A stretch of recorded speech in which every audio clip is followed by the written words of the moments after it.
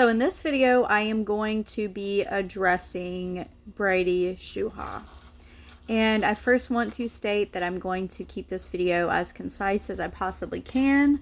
I'm not going to be showing any screenshots because Jacqueline Glenn, well, her married name is Frank, but Jacqueline Glenn, a popular YouTuber, already posted a video response in response to Brady's video. And Jacqueline also referenced another YouTuber who had also posted a video with regards to what Brady did. And so aside from concise, no screenshots, and Jacqueline's video, I also want to address the fact that in Brady's video, he made it seem like the sex was consensual, even though these were children. So already that is statutory rape. He Allegedly raped him, is the claim.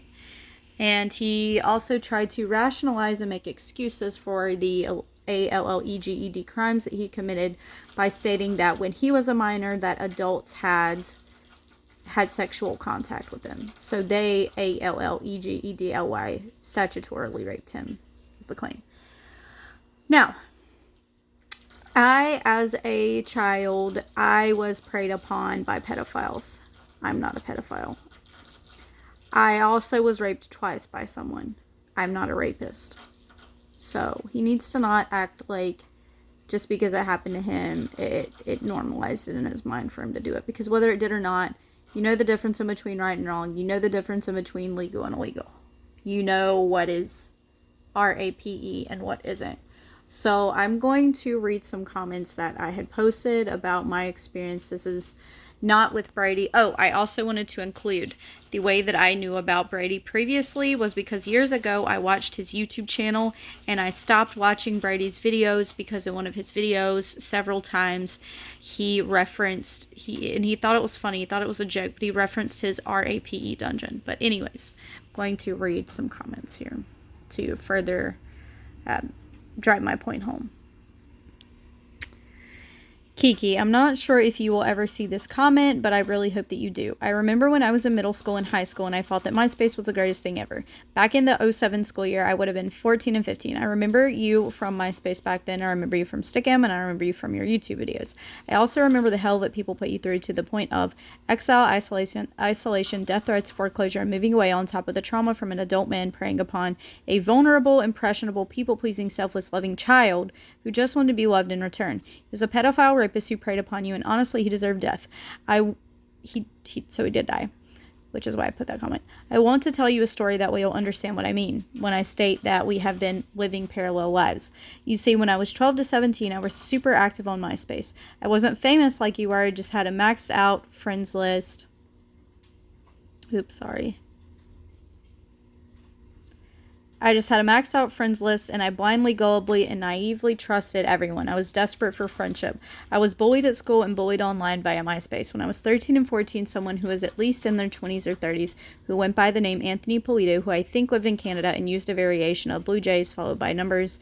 Have to go back and be able to access my old Hotmail email. That's how long it's been, 07 to 08. But yeah, he used a variation of Blue Jays in his email. Blue Jays with numbers in his email.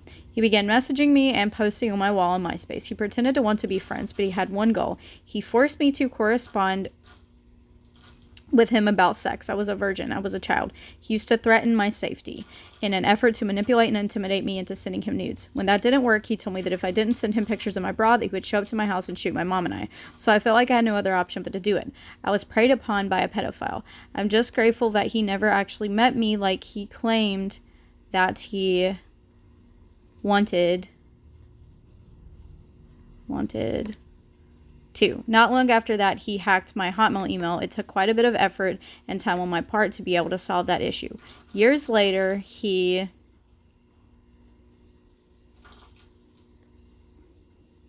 found my Facebook page, hacked it, messaged my guy friends and other people, dick pics apparently. Again, it took quite a bit of time and effort to still be able to regain access to my Facebook. I still have days where I worry that he will somehow find my Facebook again and hack it, or worse, show up where I live. I'm terrified. Not long after that incident, someone who told me that they were 21, I was only 14 or 15, told me we're 21 for MySpace. I guess that I repressed his name, but he was from Florida, and I thought that he was safe to talk to because he told me that he was gay. He used to manipulate and force me into having phone sex with him. There was also another guy, also from Florida, from MySpace. I can see his face in my mind. He used to force me to have phone sex with him as well.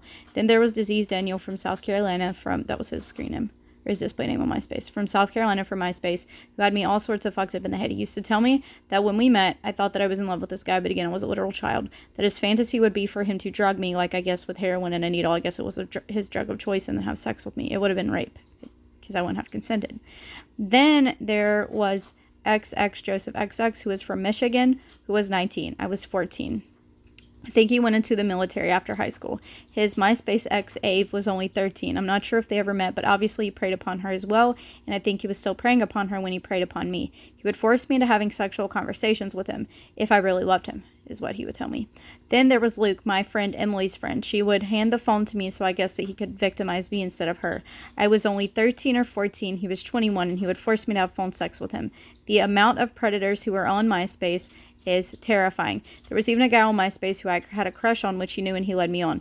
Went to hang out with him, not knowing that there were 8 guys there and only 1 female, and that was just me.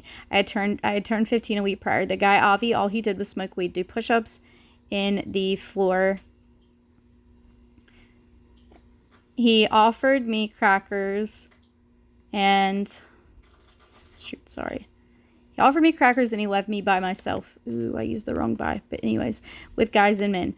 I wanted to sit on the couch, and one of his friends sat down next to me. He noticed my self-harm scars. I used to cut myself when I was 15, and one of the girls at school who bullied me catfished me. She pretended to like me.